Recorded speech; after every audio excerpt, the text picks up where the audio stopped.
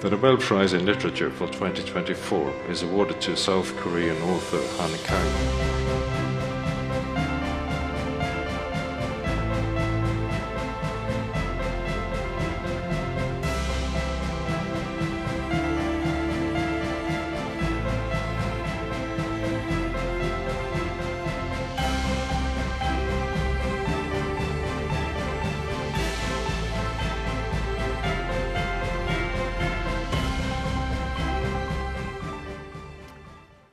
네, 뉴스타트 3부로 이어갑니다. 앞서 영상으로 보신 것처럼 한국인 첫 노벨 문학상 수상자가 나왔습니다. 이 소설 채식주의자로 부커상을 받기도 했던 작가 한강인데요. 네, 한글날 다음 날 전해진 쾌거에 많은 분들이 기쁨을 감추지 못했습니다. 한국 문학의 최대 경사인데요. 이번 수상의 의미를 짚어보도록 하겠습니다.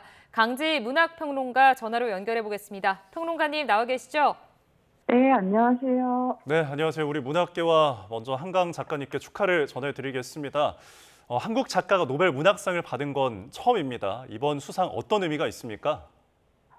네, 한국 문학에 있어서 너무 큰 경사라고 할 수 있겠고요. 예. 어제 저도 소식을 듣고 정말 마음이 정말 벅찼습니다. 김대중 전 대통령이 이제 노벨 평화상을 받은 적은 있지만 노벨 문학상은 이번이 처음이고요. 아시아 여성 작가 중에서는 첫 번째 수상이기도 합니다. 여성 작가 안에서는 이제 18번째 노벨 문학상 수상으로 알고 있고요. 그동안 역대 수상자들의 국적을 보면 프랑스가 제일 많고 그다음 미국, 영국 순인데 드물게 이제 아시아에서 수상을 했다고 볼 수 있겠습니다. 예. 네, 한강 작가의 수상 소감은 좀 어땠습니까? 네, 한강 작가의 이제 전화 연결로 한 수상 소감이 유튜브에도 지금 올라와 있는 상태인데요. 네. 짧게 이제 너무 놀랍고 영광스럽다. 자신들에게 많은 한국 작가들의 노력이 영감을 주어왔다. 이게 좋은 소식이 되길 바란다라고 얘기를 했고요. 전혀 예상하지 못했고 저녁을 막 먹고 전화를 받은 상황이었었고 아들과 조용히 축하를 하고 싶다 이런 이야기를 남겼습니다. 예. 자, 이번 수상 배경이 조금 궁금한데 어떤 점이 좀 좋은 평가를 받았을까요? 예, 한강 작가님은 아무래도 그동안 이제 중요한 역사적 사건들을 계속 형상화해 왔는데요. 예. 5.18 광주 민주화 항쟁을 다룬 소년이 온다라던가 제주 4.3 사건을 다룬 작별하지 않는다 이런 작품들이 있어 왔습니다. 그래서 스웨덴 한리번 측에서도 중요한 작품들을 많이 언급을 한 걸로 알고 있는데 이 작품들만이 아니라 기존에 알려져 있었던 채식주의자라든가 히라버 시간, 흰 이런 이제 미학적인 실험을 한 작품들에 대해서도 높이 평가를 한 것 같습니다. 그래서 정치적으로나 미학적으로나 굉장히 완미한 작품 세계를 형성한다는 게 쉬운 일이 아니거든요. 그래서 예. 네, 이런 세계의 폭력성을 자신만의 아름다운 시적 문장으로 형상화해내고 있는 힘에 대해서 인정을 해준 것이 아닌가 싶습니다. 작품에 대한 평가를 좀 짚어봤는데 소설가 한강에 대해서도 자세히 알고 싶습니다. 어떤 작가입니까? 네, 한강 선생님은 일단 1970년에 광주에서 출생을 하셨고요. 예. 연대 국문과를 나오시고 이제 시로 등단을 하셨습니다. 소설가로 알려져 있긴 하지만 이 시적인 문장 자체가 이제 나오는 게 시인으로 먼저 등단을 했기 때문이고요. 2005년에 이제 이상문학상을 수상했는데 그게 단편 몽고반점이고 여러분들이 많이 알고 계시는 채식주의자 이제 3부작의 한 작품이 이제 이상문학상을 이제 이 당시에 수상을 하면서 예. 사실상 이미 국내에서는 대표 작가로 자리매김한 상태였습니다. 그리고 이제 2016년에 채식주의자가 맨부커상 외국문학 부분을 수상하면서 국제 무대에서도 존재감을 드러냈다고 할 수 있겠고요. 그 후에도 이제 소년이 온다, 작별하지 않는다 이런 작품들이 꾸준히 해외에 소개가 되면서 그리고 작년에는 프랑스 메디치 외국문학상을 작별하지 않는다가 수상하면서 더 많이 알려지는 계기가 되었던 것 같습니다. 아까 노벨문학상 수상 소감을 이제 들어보면 네. 스트리드 린드그렌이 아무래도 유명한 스웨덴의 아동문학 작가다 보니까 영감을 주는 작가로 알고 있다라는 질문을 하더라고요. 근데 한강 작가님이 사자왕 형제의 모험을 내가 매우 좋아했다라는 대답을 하셨는데요. 그게 이제 맨부커상을 받고 난 이후에 2017년 경향신문에 실은 긴 글에 이제 자신이 광주 민주화 항쟁을 다루게 된 이유와 함께 이제 나와 있기도 했습니다. 예. 자, 이 한강 작가님의 작품 하나하나 굉장히 훌륭하고 또 이번 기회를 통해서 많은 관심을 가지는 분들이 많을 것 같습니다. 굉장히 많은 또 작품들이 있다 보니까 뭐부터 읽어야 할지 모르겠는 분들 많으실 것 같은데 권해준 작품이 작가님께서 직접 권해준 작품이 있다고요? 네. 그 작가님이 인터뷰에서 모든 작가들은 자신의 가장 최근작을 좋아할 수밖에 없다. 그래서 나 역시도 2021년에 낸 작별하지 않는다가 모든 독자들이 이제 내 작품을 처음 읽기 시작했을 때 시작이 될 수 있기를 바란다라고 얘기를 하시더라고요. 예. 그리고 매우 개인적인 작품으로서 힘이라는 작품을 추천해 주셨는데요. 네. 이 작품은 이제 에세이와 소설의 어떤 경계에 있는 작품이라고 생각하시면 될 것 같습니다. 그리고 이제 채식주의자가 또 같이 언급을 하신 걸로 알고 있습니다. 네. 그 평론가님께서는 혹시 개인적으로 추천해 주실 책이 있으시다면요? 예. 제가 사실 개인적으로 히든 트랙처럼 좋아하는 작품이 있는데요. 그거는 제가 제일 좋아하는 작품은 사실은 히라버 시간입니다. 그래서 그 작가님 특유의 또 흰빛의 미학이라고 할 만한 것이 있는데 신에 대해서 인간의 의미와 인간의 의미를 계속해서 질문하면서 좀 깨끗한 세계, 슬픔에서 다시 몸을 일으키게 만드는 게 무엇인지, 그리고 삶을 살만한 곳으로 느끼게 만드는 게 무엇인지, 그리고 자신이 생각하는 사랑의 의미가 무엇인지 이런 이야기들을 하고 있는 작품이기도 하고 한강을 이루고 있는 여러 작품들 안에서 가장 밝은 작품이기도 한 것 같아서 이 작품을 좀 추천드리고 싶습니다. 알겠습니다. 또 아버지가 소설가 한승원 작가로 알고 있습니다. 부녀가 이상 문학상을 동시에 수상하는 진기록을 낳기도 했죠. 아무래도 한강 작가의 삶과 또 작품에도 아버지의 영향을 많이 받았겠죠? 네, 그렇습니다. 이제 아버지이신 소설가 한승원 작가님은 아재아재 바라아재로 많이 알려져 있는데요. 이 작품이 이제 임권택 감독이 1989년에 영화화하기도 했었습니다. 그리고 이제 자서전 산들 키우기라는 그 한승원 작가의 자서전이 2021년에 나왔는데 그때 한강 작가님이 추천사를 쓰기도 했었습니다. 언제나 아버지가 문학을 삶 앞에 두어 왔는데 자신은 그렇게 살고 싶지는 않았다라는 얘기를 하면서 사실상 이 말을 하지만 아버지에 대한 깊은 존경심을 드러내는 추천사였습니다. 그래서 아버지를 어떻게 내가 이해하게 되었는지, 그리고 아버지가 글쓰기를 하나의 종교로 가지고 평생을 살아가고 있었음을 제가 그 뒤늦게나마 좀 부드러운 이해의 순간이 찾아왔다, 이런 이야기를 남긴 적이 있습니다. 네, 한강 작가님의 수상이 우리나라 근대 소설이 소개된 지 107년 만에 어떤 영예로 평가를 하더라고요. 그야말로 한국 문학의 경사인데 지금 굉장히 대형 서점 홈페이지 마비가 될 정도로 인기가 높기도 한데 지금 이 수상이 우리 문학계는 물론이고 앞으로 젊은 문인들에게 굉장한 어떤 활력을 불어넣는 계기가 될까요? 네.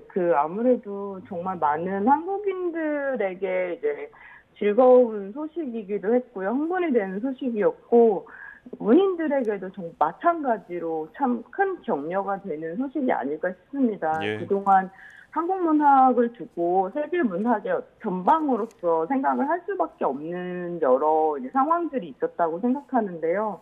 이제 뭐 세계 문학의 중심이 되었다 이런 평가도 많이 나오고 있고 앞으로 한국 문학이 이제 좀 더 활발하게 번역되는 계기가 되지 않을까라는 생각이 듭니다. 네. 그 노벨 문학상 수상 후보는 앞서 뭐 고은 시인 또 황성열 소설가도 후보에 오르기는 했었지만 아쉽게도 수상에 불발되곤 했었습니다. 우리 문학이 뛰어나긴 합니다만 우리 언어를 좀 번역하는 과정에서 그 의도하고자 했던 의미를 표현하는 데 있어서 여러 가지 어려움이 있다는 평가도 나오고 있었습니다. 이제 좀 그 난관을 극복했다고 봐도 괜찮을까요? 네. 말씀하신 것처럼 이제 해외의 문턱을 넘을 때 번역이 정말 중요한 문제였는데요. 예. 그래서 이번 수상은 한국문학번역원이 거둔 큰 성과이기도 한 것 같습니다. 네, 그간 번역원에서 많은 지원을 해왔고 훌륭한 한국문학 전문 번역가들이 많아져서 이제 단순히 이제 한국문학 연구자를 넘어서 번역가로서 활동하시는 분들도 늘어난 걸로 알고 있습니다. 그리고 이제 그 계기가 되었던 중요한 번역가 중에 하나가 많은 분들이 알고 계실 이제 데버라 스미스라는 번역가입니다. 이제 채식주의자를 번역해서 맨 부커상 수상을 하게 만든 주역이기도 한데요. 네. 예, 앞으로는 이런 번역가들이 더 많이 늘어날 거라고 생각을 합니다. 네, 사실 우리 문학에 대해서는 우리나라 사람들 스스로 우수성을 또 알고 있고 이번 노벨 문학상 수상에 좀 늦지 않은 감이 있지 않느냐라고 이제 농담을 던지는 분들도 계시는데 이와 관련해서 또 외신들도 극찬을 하고 있거든요. 앞으로 세계 무대에서 우리나라의 뛰어난 작가들이 이제 존재감을 드러낼 수 있는 기회가 많아지겠죠. 예, 아무래도 한국 문화의 영향력을 확대되지 않을까 싶습니다. 그래서 몇 년 전부터 K 문화라고 해서 이미 전 세계적으로 한국의 뭐 아이돌이라던가 뭐 영화 기생충이라던가 이미 해외 인정을 많이 받아왔는데요. 사실 이제 해외의 인정을 통해서 지금 한국의 문학성의 어떤 수준이나 가능성을 타진한다는 게좀 그 타의적인 느낌이 없지 않아 있습니다만 그래도 한국 문학이 가지고 있었던 가능성을 이렇게 널리 알린다는 게 굉장히 기쁘다는 생각이 듭니다. 노벨 문학상 수상이 오히려 늦다라는 이 표현도 아마 이런 의미에서 나온 이야기가 아닌가 싶습니다. 예. 한국 문학의 영향력을 좀 떨칠 수 있는 이제부터 좀 시작점이 아닐까 싶은데 그렇다면 한국 문학의 우수성을 널리 알리기 위해서 앞으로의 좀 과제 무엇이라고 보고 계십니까? 예,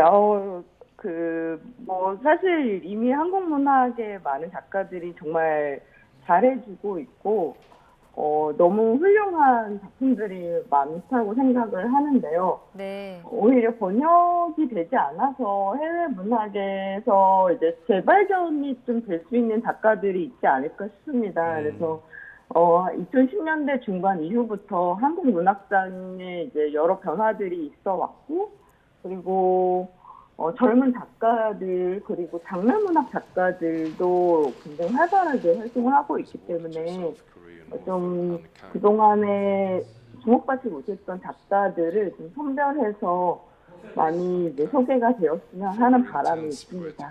예, 알겠습니다. 자, 한강 작가님의 노벨 문학상 수상 다시 한번 축하드리면서 우리 문학이 세계로 뻗어나가길 바라겠습니다. 지금까지 강지 문학평론가와 함께 이야기 나눠봤습니다. 오늘 말씀 고맙습니다. 고맙습니다. 네, 감사합니다.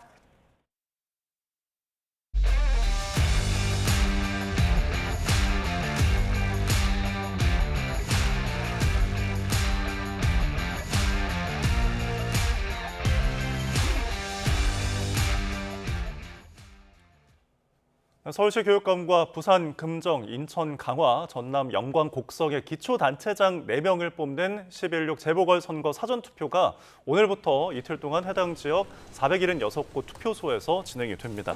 투표소 위치는 유권자에게 배송된 투표 안내문이나 중앙선거관리위원회 누리집에서 확인할 수 있고 이 새벽 6시부터 오후 6시까지 신분증을 집착하면 재보선 지역 어디서나 투표를 할 수 있습니다. 선관위는 오는 16일 본 투표일은 공휴일이 아닌 만큼 그날 투표할 수 없는 유권자는 사전 투표에 참여해달라고 당부했습니다. 어제 오전 8시 45분쯤 충남 보령시 녹도 인근 해상에서 용오름이 목격됐습니다. 제보자는 보령 녹도 인근 해상에서 낚시를 하던 중 길산도 방향 쪽에서 용오름을 목격했고 5분 정도 이어지다가 사라졌다고 말했습니다. 이로 인한 피해는 없는 것으로 전해졌습니다. 용오름은 대기가 불안정할 때 관측되는 기상현상입니다. 네, 고속도로에서 승용차가 이미 놓쳐버린 출구로 나가려고 후진을 하다가 빠르게 달려오던 화물차와 부딪혔습니다. 차례에 불이 붙고 운전자는 갇힌 위험한 상황에 시민들이 달려와 생명을 구했습니다. 김근우 기자가 보도합니다. 차들이 쌩쌩 달리는 고속도로. 승용차 한 대가 갓길에 멈춰 섰습니다. 눈치를 살피더니 갑자기 후진하기 시작합니다. 갓길에서 2차로로 들어온 순간 뒤따르던 화물차가 미처 피하지 못하고 그대로 들이받습니다. 운전자 60대 A씨가 이미 지나쳐버린 출구로 들어가려고 후진하다가 난 사고입니다. 사고 충격으로 승용차에는 불이 붙었고 A씨는 안에 갇혔습니다. 일단 사람이 타고 있으니까 그 당시에 차가 폭발이라고 해야 되나? 벅벅 이렇게 터지고 있었거든요. 놀랬죠. 많이 놀랬고.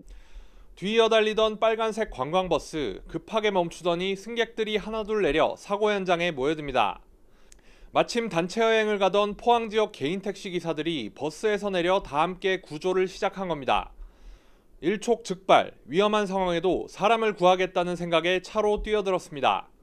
다행히 불이 더 커지기 전에 A씨를 구해 병원으로 옮겼습니다.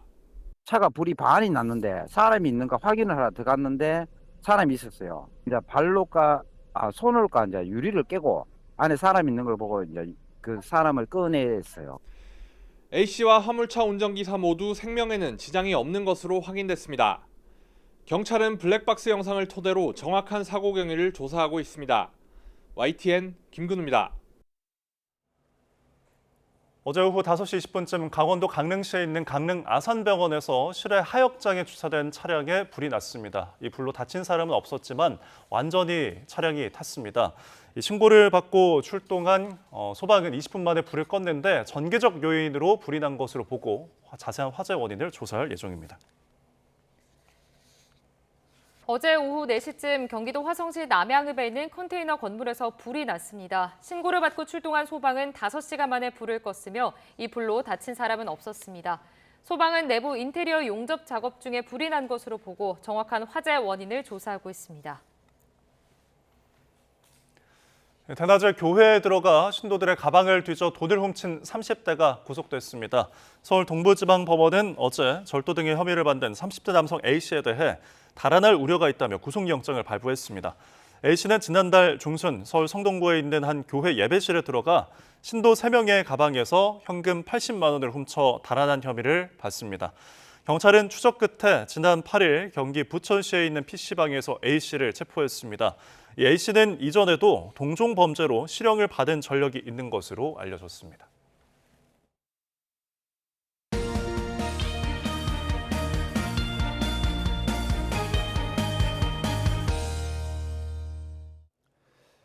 시청자 여러분께 유용한 건강 소식 알려드립니다. 매주 금요일에 전해드리는 건강픽 지금 시작합니다. 지역미 질병관리청장은 북한의 쓰레기 풍선과 관련해 생물 테러 위험성을 인식하고 있다며 백신의 비축이 필요하다고 말했습니다. 그러면서 자체 개발한 탄저 백신이 허가를 받으면 내년부터 본격적으로 비축을 시작하려고 한다고 덧붙였습니다. 다만 현재는 관련 예산이 많이 잡혀 있지 않다며 예산 확보의 필요성을 강조하기도 했습니다. 통증의 왕이라 불리는 대상포진 환자 수가 연간 70만 명을 넘어서 증가세를 보이고 있습니다. 대상포진은 사람 신경에 잠복해 있던 수두 대상포진 바이러스가 재활성화되면서 발생하는데요. 극심한 통증은 물론 녹내장이나 안면 신경마비 등 여러 합병증을 낳기도 합니다. 하지만 백신 접종에는 최고 60만 원이 드는 것으로 알려졌는데요. 그러자 국회에서는 예산을 확보해서 국가 예방접종 사업으로 도입할 필요성이 있다는 목소리를 내고 있습니다. 식품의약품안전처는 이번 달 국내에 출시되는 노보노디스크사의 비만치료 주사제 위고비 등 비만치료 주사제와 관련해서 다양한 부작용이 나타날 수 있는 만큼 신중한 투여가 필요하다고 강조했습니다. 해당 주사제는 성인 비만 환자 전문 의약품으로 두통이나 설사, 변비, 담석증, 또 모발 손실, 급성 췌장염 등 부작용이 나타날 수 있는 것으로 알려졌습니다. 식약처는 고도 비만 환자의 경우에만 의료 전문가 처방에 따라 허가된 용법대로 신중하게 사용해야 한다고 당부하면서 의료기관 등을 대상으로 과대 광고 행위도 점검할 계획이라고 강조했습니다. 혹시 건강생활 실천 지원금제라고 들어보셨습니까? 건강한 생활을 하면 현금처럼 쓸 수 있는 포인트를 제공하는 사업인데요. 현재 15개의 시범사업 지역에서는 예방형을, 또 전국에서는 관리형을 운영하고 있습니다.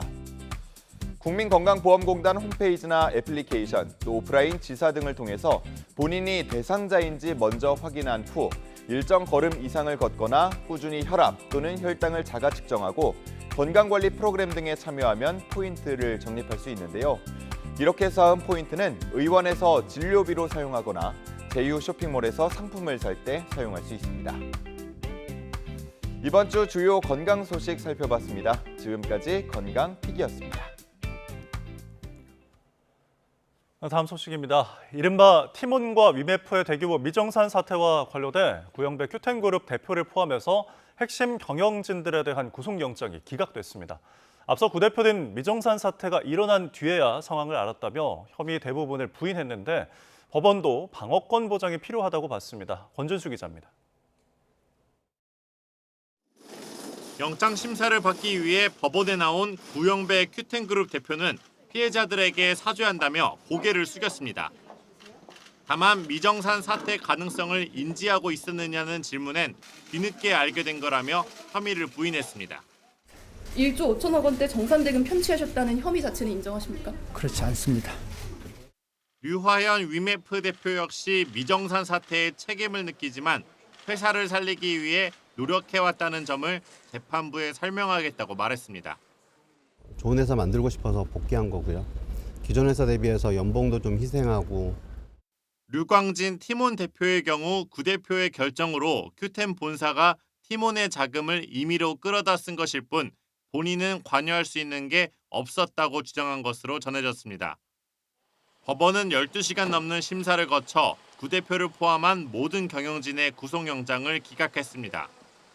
재판부는 먼저 구 대표에 대해 티몬과 위메프 인수, 그리고 큐익스프레스의 나스닥 상장 추진 동기 등에 있어서 범죄 혐의를 다툴 여지가 있다고 봤습니다. 또 경영진들의 경력 등을 고려하면 달아나거나 방어권 행사의 범위를 넘어 증거를 없앨 우려가 있다고 단정하기 어렵다고 판단했습니다. 이들은 정산해줄 대금이 없다는 걸 알면서도 돌려막기식 영업을 이어가며 판매 대금 1조 5,950억 원을 가로챈 혐의를 받습니다. 여기다 계열사 일감 몰아주기로 티몬과 위메프에 700억 원에 가까운 손해를 끼치고 기업을 인수하겠다며 회사 자금 670억 원을 빼돌려 쓴 혐의도 있습니다.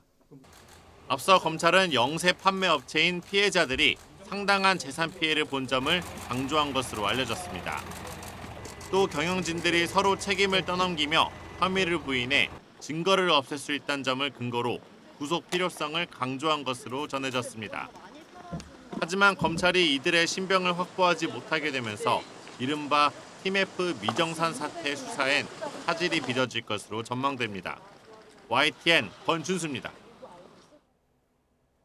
네, 북한이 사흘 만에 또다시 쓰레기 풍선을 띄웠습니다. 합동참모본부는 오늘 북한이 대남 쓰레기 풍선을 부양했다며 풍향을 고려하면 경기도 북부와 강원도 지역으로 이동할 가능성이 있다고 밝혔습니다.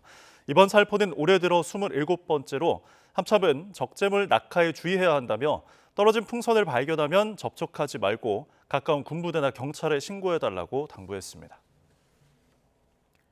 미 대선을 25일 앞두고 트럼프 전 대통령이 승패를 가를 경합주 4곳에서 해리스 부통령을 앞서고 있다는 여론조사 결과가 나왔습니다. 수세에 몰린 해리스 부통령을 위해 오바마, 클린턴 전 대통령이 선거운동에 뛰어들었습니다. 워싱턴 홍상희 특파원의 보도입니다. 미 정치 매체 더 힐의 여론조사 결과 7곳의 경합주 가운데 4곳에서 트럼프 전 대통령이 근소한 차이로 앞서고 있는 것으로 나타났습니다. 애리조나에서는 2%포인트, 조지아와 노스캐롤라이나에서도 1%포인트 우위에 섰습니다. 특히 경합주 가운데 선거인단이 19명으로 가장 많은 데다 해리스 부통령이 강세를 보였던 러스트벨트 펜실베이니아에서도 승기를 잡았습니다. 반면 해리스 부통령은 네바다주에서만 간신히 앞섰습니다. 여전히 박빙이지만 지금 당장 투표를 한다면 트럼프 전 대통령에게 유리한 겁니다. 미시간주를 찾은 트럼프 전 대통령은 자신감을 보였습니다. Yeah, the poll just came out today. As I was walking on, they said, "Sir, you're 4 points up in Michigan." And I think we're doing well all over. We're leading in every single state, every swing state, by actually, in some cases, a lot.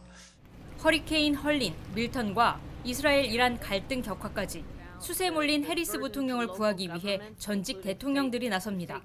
먼저 해리스 부통령이 승리를 위해 꼭 이겨야 할 펜실베이니아에 버락 오바마 전 미국 대통령이 출격했습니다. 피츠버거를 시작으로 오바마 전 대통령은 11월 5일 대선일까지 26일 동안 경합주를 돌며 청년과 무당층 유권자의 표심을 공략합니다. 빌 클린턴 전 대통령도 오는 일요일 조지아를 시작으로 노스캐롤라이나에서 버스 투어로 유권자들을 직접 만나 해리스가 인플레이션을 어떻게 해결할지 경제에 방점을 두고 설득에 나설 계획입니다. 이제 경합주에서의 주도권은 트럼프 전 대통령에게 넘어가는 분위기입니다. 대선이 막판으로 치달을수록 양측 후보 모두 경합주 수성을 위해 가능한 모든 자원을 동원할 것으로 보입니다. 워싱턴에서 YTN 홍상입니다. 100년 만에 최악의 허리케인이 미국 플로리다를 휩쓸면서 곳곳이 쑥대밭으로 변하고 인명피해가 이어졌습니다. 예상보다 큰 피해는 막은 것으로 파악됐지만 재난 대응을 놓고 정치권의 공방전은 격화되고 있습니다. 워싱턴에서 권준기 특파원의 보도입니다. 몰아치는 강풍에 나무가 요동치더니 맥없이 뜯겨나가기 시작합니다. 무섭게 불어닥친 폭풍 후에 멀쩡하게 서 있던 건물마저 형체가 사라질 정도입니다. 텅 빈 도로는 말 그대로 물폭탄이 투하돼 순식간에 침수됐습니다. We had a tornado hit us and it just sucked everything and threw everything all over the place. 동이 트자 피해가 속속 확인됐습니다. 동구장 지붕이 날아간 메이저리그 템파베이 홈구장은 흉물로 변했고 도심 건설 현장에는 크레인이 종이 빨대처럼 쓰러져 건물을 덮쳤습니다. 화물 트럭이 벌거벗겨지고 주택가 도로는 강물처럼 빗물이 차올랐습니다. 최고 등급인 5등급에서 시작한 허리케인 밀턴은 플로리다에 상륙할 당시 3등급으로 약해졌지만 가공할 위력은 여전했습니다. 12시간 동안 플로리다 반도를 횡단하며 여러 명의 목숨을 앗아가고 곳곳을 쑥대밭으로 만들었습니다. 다만 당초 예상보다는 피해 규모가 크지 않은 것으로 파악돼 최악의 상황은 피한 것으로 평가됐습니다. I think in some areas, in terms of what was being predicted, some of the worst case scenarios did not come to pass. 허리케인 대응 비판과 재난을 이용한 가짜뉴스 유포를 놓고 정치권의 공방전은 계속됐습니다. Federal government, on the other hand, has not done what you're supposed to be doing. In particular, with respect to North Carolina, some received death penalties yesterday as a result of reckless, irresponsible, relentless disinformation and outright lies that continue to flow. 재난 지역의 투표율이 떨어지는 경향이 있는 만큼 조지아와 노스캐롤라이나 등 경합주에서는 사전 투표와 우편 투표가 더 용이하도록 보완책 마련에 나섰습니다. 워싱턴에서 YTN 권준기입니다. 미국 남동부를 강타한 초강력 허리케인 밀턴을 연구하기 위해 허리케인의 눈 속으로 직접 뛰어든 사람들이 있습니다. 허리케인 헌터라고도 불리는 미국 국립해양대기청 소속 연구진들인데요. 이들이 밀턴의 눈을 통과해 비행하는 동안 심한 난기류를 경험하는 영상을 공유했습니다. 화면으로 함께 보시죠. 네, 짙은 먹구름을 뚫고 나르는 비행기 위로 강한 비바람이 몰아칩니다. 난기류에 비행기가 요동치자 사람들이 중심을 잃지 않으려고 애를 씁니다. 점점 더 강해지는 난기류에 설치된 기계 장비들이 흔들리고 선반의 물건들까지 마구 쏟아져 내립니다. 미국 국립해양대기청 소속 연구진들이 허리케인 밀턴을 관측하기 위해 관측용 항공기를 타고 직접 허리케인의 눈 속으로 들어간 모습을 공개했습니다. 화면에 나온 이들은 기상학자를 포함한 전문가들로 이른바 허리케인 사냥꾼들로 불립니다. 허리케인 사냥꾼들은 허리케인이 발생하면 북상 경로에 따라 수시로 허리케인의 눈 속으로 돌진해 자료를 수집하는데요. 인공위성이 측정할 수 없는 세세한 자료를 수집해 국립 허리케인 센터에 전송하는 것이 목적입니다. 이들이 위험을 무릅쓰고 수집한 기상 데이터들은 허리케인 예보를 더욱 정확하게 수정하는 데 큰 도움이 된다고 합니다. 이시바 시게로 일본 총리가 라오스 비엔티안에서 리창 중국 국무원 총리와 회담을 갖고 일본산 수산물 수입 재개, 일본인 어린이 피습 사건 등을 논의했다고 교도통신이 보도했습니다. 이시바 총리가 취임 이후 리창 총리와 대면한 건 이번이 처음이며 회담은 30분 동안 진행됐습니다. 아세안 정상회의를 계기로 열린 이번 회담에서 이시바 총리는 중국이 후쿠시마 제1원자력 발전소 오염수 해양 방류에 대응해 지난해 개시한 일본산 수산물 수입 금지를 조기에 해제해달라고 요구했습니다. 아울러 지난달 중국 광둥성 선전에서 발생한 일본인 학교 아동 피습 사망 사건을 계기로 중국에 거주하는 일본인들의 불안이 고조되고 있다면서 사실관계를 규명하고 일본인 안전을 확보해달라고 촉구했습니다. 이스라엘군이 현지 시간 10일 밤 레바논의 수도 베이루트 중심부 두 지역을 공습해 최소 22명이 사망하고 117명이 다쳤다고 레바논 보건부가 밝혔습니다. 현지 방송 영상에는 9층 빌딩 사이로 연기가 피어오르는 모습이 포착됐습니다. 레바논 보건부는 이번 공습으로 베이루트 중심부 지역의 아파트가 심하게 파손됐고 또 다른 지역에서는 주민과 피라민들로 가득한 주거용 건물 전체가 폭격을 맞아 불에 타 완전히 무너졌다고 전했습니다. 이번 공격이 헤즈볼라의 특정 간부를 노린 것이란 일부 보도가 나온 가운데 로이터 통신은 복수의 보안 소식통을 인용해 헤즈볼라 고위급 와피크 사파가 이스라엘의 암살 시도에서 살아남았다고 전했습니다. 이스라엘군이 팔레스타인 난민 대피소로 쓰이던 가자 중부의 학교 건물을 공습해 사상자 수십 명이 발생했습니다. 현재 시간 10일 가자 중부 데이르 알발라에 있는 옛 학교 건물이 이스라엘군의 공습을 받아 28명이 숨지고 54명이 다쳤다고 팔레스타인 적신월사가 밝혔습니다. 유엔 조사위원회는 이스라엘이 가자지군의 의료시설을 고의로 공격했다며 전쟁 범죄라고 비판했습니다. 유엔 조사위는 현지 시간 10일 성명을 통해 이스라엘은 가자지구의 의료 시스템을 파괴하는 일관된 정책을 폈다며 의료진과 의료시설을 끊임없이 고의로 공격했다고 봐야 한다고 지적했습니다. 조사위는 의료진의 차량을 표적으로 삼아 공격하고 의료진을 의도적으로 사살한 행위, 환자들이 가자지구로 빠져나가지 못하도록 이동을 제한한 행위 등은 전쟁 범죄이자 인류에 대한 학살 행위라고 강도 높게 비판했습니다. 대한민국 국민들의 영원한 숙제죠. 바로 10년 넘게 학교에서 배워도 좀처럼 늘지 않는 영어 실력일 텐데요. 30년 전 문법 위주였던 국내 영어 시장에 실용 영어의 장을 연 사람이 있습니다. 1세대 생활 영어 선구자이자 지금은 인터넷 문화 운동에 앞장서고 있는 민병철 교수의 이야기를 정유진 기자가 전해드립니다. 1980년대 매일 아침을 열던 익숙한 소리가 있습니다. Good morning, everyone. How are you? 여러분 안녕하십니까? 민병철입니다. 당시 문법 독해 위주였던 대한민국 영어 교육 시장에 실용 영어라는 새 바람을 일으킨 민병철 교수. Have you met Judy? Have you met Judy? 회화와 발음의 중요성을 강조한 그의 교재는 100만 권 이상 팔리며 선풍적인 인기를 끌었습니다.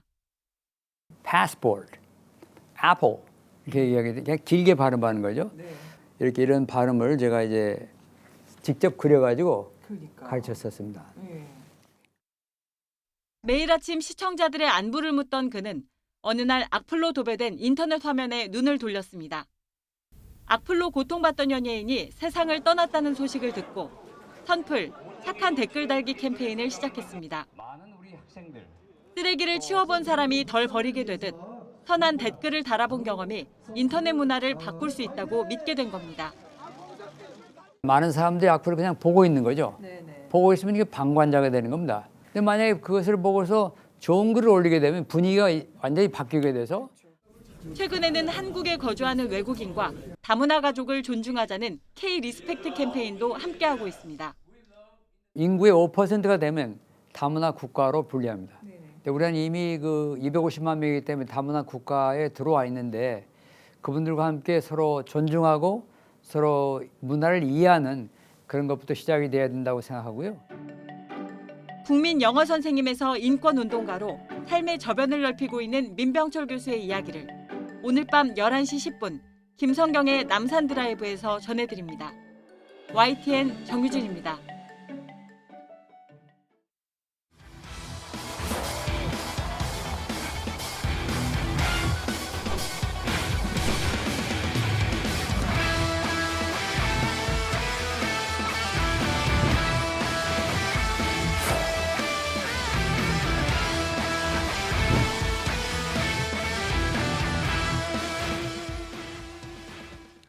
네, 금요일 아침 한 주간의 연예계 소식을 전해드립니다. 이 넷플릭스 예능 흑백 요리사가 세계 1위에 오르면서 막을 내렸는데요. 그 인기 비결을 짚어보겠습니다. 네, 또 뉴진스 멤버 한이는 국정감사에 혼자 출석한다고 밝혔습니다. 한 주간의 연예계 소식 YTN 스타 공영주 기자와 함께 알아보겠습니다. 어서 오세요.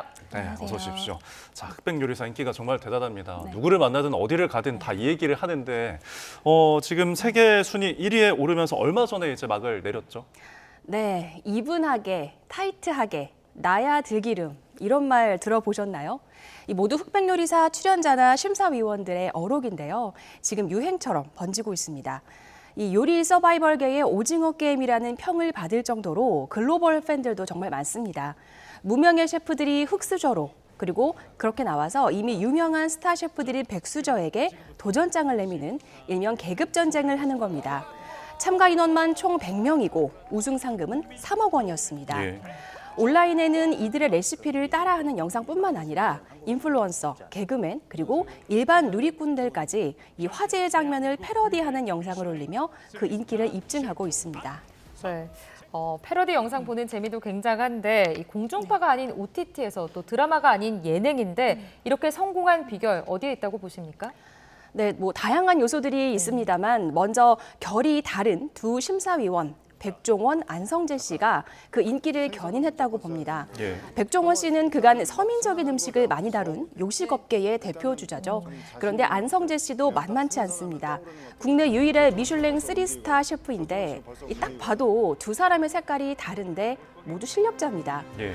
백종원 씨는 맛의 대중성, 안성재 씨는 음식의 완성도를 평가 기준으로 삼아서 둘의 평가도 대결 구도로 몰아간 게 신의 한 수였습니다.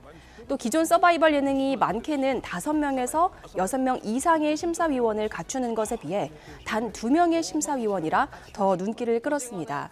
또 두 번째 인기 비결은 결국 계급을 뒤엎는 전개가 이어졌다는 겁니다. 예. 최종 우승자도 흑수저에서 배출이 됐죠. 안대로 눈을 가린 블라인드 심사도 하고 팀전으로 식당 운영 능력도 평가하다 보니 기존에 누군가가 먼저 가졌던 인지도라는 장벽은 허물어졌습니다. 또 만화책으로 요리를 배웠다든지 이민자로서 한국의 정체성을 찾기 위해 출전했다든지 하는 자신만의 스토리를 담은 요리로 대중들의 공감을 얻었습니다. 네, 스토리들을 보면서 굉장히 뭉클한 부분들도 많았는데 이런 흑백 요리사의 밈도 밈이지만 그 파급 효과도 좀 엄청나다고 들었거든요. 네. 가장 눈에 보이는 거는 일단 요식업계의 활성화일 겁니다. 예. 출연자들이 운영 중인 식당은 방송 초반부터 대기자가 너무 많아서 지금은 이미 예약조차 힘들 정도가 됐습니다. 또 이 대결 미션 중에 편의점 재료들로만 요리를 해야 하는 게 있었는데 여기서 1등을 한 셰프의 음식은 이미 편의점에서 출시됐습니다. 침체했던 예능가도 활기를 띠고 있습니다. 그리고 셰프와 엔터테이너를 합친 말, 일명 셰프테이너라고 하죠. 잠시 주춤했던 이 방송가 셰프들이 이제 다시 각종 예능들에 나와 활약하기 시작했습니다. 하지만 우려할 만한 부분도 있습니다. 이 출연자 가운데 팀전에서 자신의 목소리를 좀 강하게 냈던 분은 엄청난 악성 댓글 때문에 힘들다면서 고충을 토로했습니다. 예. 또 경연 중에 한 중식 셰프가 선보인 이 바스라는 요리 기술을 본 중국 누리꾼들은 한국인이 그 중국의 요리 문화를 훔칠 것이다. 또 백종원은 대도둑이다라는 등의 부정적인 평을 하는 상황도 있었습니다. 또 제작진을 향한 논란도 있었는데요. 흑수저, 백수저의 생존 비율이 비슷하게 맞아떨어지면서 전개된 흐름을 두고 연출 논란이 나오기도 했습니다. 알겠습니다. 자, 다음 소식도 좀 알아보도록 하겠습니다. 이번엔 영화로 가보겠습니다. 추석쯤에 개봉을 했죠. 베테랑2 보셨습니까? 네, 봤습니다. 아, 그렇군요. 네. 저는 아직 보지 않았는데 관객 수가 지금 700만을 넘어섰습니다. 네, 2015년이죠. 개봉 당시에 1,300만 정도의 관객을 동원했던 메가 히트작 베테랑이 9년 만에 후속편으로 돌아왔습니다. 예. 디지털 범죄 시대에 맞게 1편보다 다양한 범죄 유형인 사적 제재, 또 사이버 레커 문제, 마약과 가짜 뉴스 등이 반영이 됐는데요. 어제까지 712만 관객을 넘어섰습니다. 그런데 올해 개봉 작품 중에 700만 명 이상이 본 영화는 파묘, 범죄도시 4, 또 인사이드 아웃 2에 이어서 이게 4번째입니다. 예. 지난 시즌에 나온 배우 황정민 씨가 베테랑 형사 역할을 맡았는데 이분은 워낙 믿고 보는 배우고요. 이번에는 뉴페이스로 배우 정혜인 씨가 막내 형사면서도 생애 첫 악역을 맡아서 눈길을 끊었습니다. 그런데 영화에 대한 호불호가 좀 갈리면서 1편에 이어서 2편 연속 1,000만을 넘기기는 좀 어려울 것이라는 전망도 나오고 있습니다. 하지만 팬데믹 후 OTT에 주로 주도권을 내주면서 침체기에 빠진 한국 영화계에서는 베테랑 시리즈가 범죄도시 말고 또 다른 인기 프랜차이즈 영화로 올라섰다는 평가입니다. 네, 그런데 이 베테랑 2 후속편이 나오기까지 9년이 걸렸다고 들었습니다. 네. 오랜 시간이 걸린 데는 그 이유가 있을 것 같은데요. 네, 많은 팬들이 기다린 만큼 이 부분에 대해서는 그 류승환 감독이 직접 이유를 설명을 했습니다. 예. 앞서 시즌 1이 예기치 못한 큰 사랑을 받았는데 그런 성공은 류 감독에게 여러 생각을 하게 만들었다고 하죠. 류 감독은 특히 비슷한 장르의 영화나 이렇게 베테랑 2처럼 사적인 제재를 가하는 정의를 구현하는 내용의 드라마나 영화들이 큰 호응을 얻는 걸 보면서 아이디어와 스토리를 짜놨는데도 쉽사리 후속편을 못 만들겠더라는 솔직한 비하인드를 전했습니다. 네. 그래서 이 9년이라는 건 그만큼 창작에 대한 감독의 고민이 녹아있는 시간이 아닌가 싶습니다. 흑백요리사 베테랑 2까지 좀 짚어봤고 이번에는 뉴지스 멤버 한이가 국회 국정감사에 출연한다라는 출석하겠다라는 내용 저희가 사전에도 좀 보도해드렸거든요. 어떤 내용이 좀 다뤄질까요? 네, 이른바 그 뉴진스 사태 이미 반년 넘게 이어지고 있죠. 네. 한이는 최근 소속사 하이븐의 따돌림 의혹과 관련해서 참고인 신분으로 증언하기 위해 오는 15일 열리는 국정감사에 혼자 출석하겠다고 밝혔습니다. 앞서 한이는 자신이 하이브 내에서 따돌림을 당했다고 폭로했습니다. 복도에서 한 그룹의 매니저가 다른 이들에게 자신을 보고 무시해라고 말했다는 겁니다. 결국 국회 환경노동위원회는 국정감사에서 한이를 참고인으로 불러서 직장 내 괴롭힘 문제를 따져보기로 했습니다. 이 소속사 어도어의 김주영 대표는 증인으로 채택됐습니다. 다만 참고인은 의무 출석이 아닌데 과연 현직 아이돌이 국감장에 서겠느냐라는 말도 나왔지만 이 한이가 지난 9일 팬 소통 커뮤니티를 통해 혼자 국정감사에 나갈 것이라고 밝힌 겁니다. 스스로와 멤버들 그리고 팬들을 위해서 나가기로 했다는 말도 덧붙였습니다. 예, 일단 이 가해자로 지목된 매니저는 이를 부인하고 있죠. 네, 맞습니다. 이 해당 매니저가 소속된 그룹인 아일릿의 소속사 빌리프랩은 CCTV와 해당 인물 조사 결과 이는 사실이 아니라고 맞서고 있습니다. 그러나 뉴진스 부모들은 특정 장면의 CCTV 영상이 삭제됐다면서 반발하고 있습니다. 오는 21일 아일릿이 2집 앨범 발매와 함께 가요계 컴백을 앞둔 시점인데 하이브 쪽에서 보면 좀 발등에 불이 떨어진 셈입니다. 국감장에서의 내용들이 뉴진스 사태의 변곡점이 될지 관심이 쏠리고 있습니다. 예, 국감장에서 어떤 이야기를 나누는지 저희가 또 나중에 짚어보도록 하겠습니다. 지금까지 YTN 스타 공영주 기자와 함께했습니다. 오늘 말씀 감사합니다. 고맙습니다.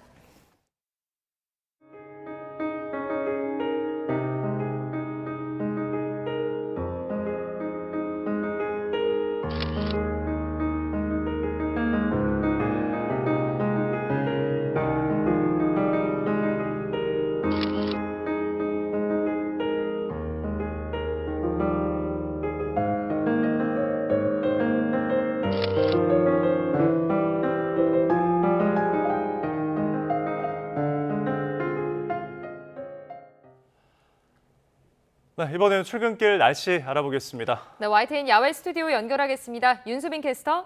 네, 윤수빈입니다. 네, 오늘 아침 곳곳에서 안개가 매우 짙다고요? 네, 현재 내륙 곳곳으로 가시거리가 200m 미만까지 바짝 좁혀져 있습니다. 교통안전에 각별히 유의하셔야겠는데요. 또 짙은 안개로 인해서 청주공항과 광주공항에서는 저시정 경보도 발효 중입니다. 이용객들은 항공기 운항 정보도 잘 확인하셔야겠습니다. 네, 출근길 서울의 기온은 어떻습니까? 네, 현재 서울 기온은 14도를 보이고 있고요. 어제 같은 시각보다 조금 더 낮아서 더 쌀쌀하게 느껴지고 있습니다. 하지만 낮 동안에는 기온이 25도까지 오르면서 활동량이 많으시다면 다소 덥게도 느껴질 수 있겠습니다. 큰 일교차 염두에 둔 옷차림 하고 나오시기 바랍니다. 안개는 앞으로 한두 시간 정도 더 이어지다 기온이 오르면서 점차 걷히겠습니다. 낮 동안에는 대체로 맑은 하늘이 드러나겠는데요. 다만 충남 북부 서해안은 아침까지, 영남 동부를 중심으로는 오후 한때 소나기가 조금 내리겠고요. 제주도 남부에도 오후부터 가끔 약한 비가 내리겠습니다. 자세한 지역별 현재 기온 살펴보겠습니다. 서울 14도, 대전 12.6도 등 어제 아침보다 쌀쌀하게 출발하고 있는데요. 하지만 낮 동안에는 따스한 가을볕이 내리쬐며 아침에 비해 기온이 10도 이상 크게 오르겠습니다. 오늘 서울과 광주, 대구의 한낮 기온은 모두 25도가 예상됩니다. 주말인 내일도 일교차만 염두에 두신다면 완연한 가을을 만끽하기 좋겠습니다. 이후 다음 주 월요일에는 남부와 제주도를 중심으로 비가 내릴 전망입니다.